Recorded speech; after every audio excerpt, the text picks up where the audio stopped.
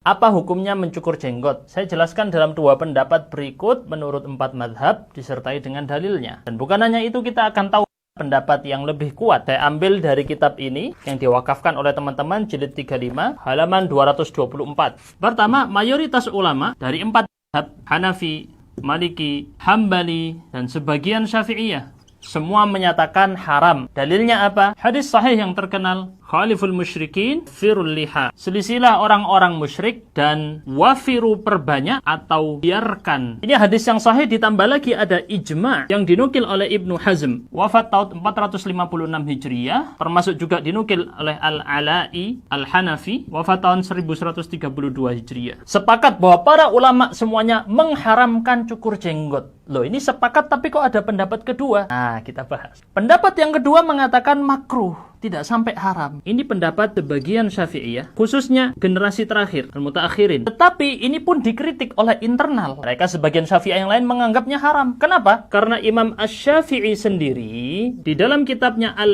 jilid 6 halaman 88, cetakan Darul Fikri, dengan tegas mengatakan haram mencukur jenggot. Beliau mengatakan, wa in kana fil lihyati la yajuz. Adapun mencukur pada jenggot maka tidak boleh. Akan bisa dicek sendiri di kitabnya. Ini yang dibela oleh sebagian ulama Syafi'iyah. Banyak sekali. Al-Qaffal, Ibnu Rif'ah, Al-Adra'i, Al-Isnawi, Az-Zarkashi, Ad-Damiri, juga Al-Libari yang banyak dipakai kitabnya di Indonesia, Fathul Mu'in. Cek sendiri silahkan. Termasuk juga Ibnu Hajar Al-Haytami di salah satu pendapatnya. Dan masih lagi ada yang lain. Dan menariknya lagi, ternyata yang pertama mengatakan makruh adalah Al-Imam Al-Ghazali berdasarkan artikel yang sudah saya terjemahkan. Teman-teman mau yang artikel lengkapnya, gimana sih pendapat Syafi'i sebenarnya dalam masalah cukur jenggot? Yang mau ketik kata artikel di komentar, nanti kami kirimkan linknya. Kalau yang di TikTok harus klik link di bio ya, gratis buat teman-teman. Jadi yang pertama kali mengatakan makruh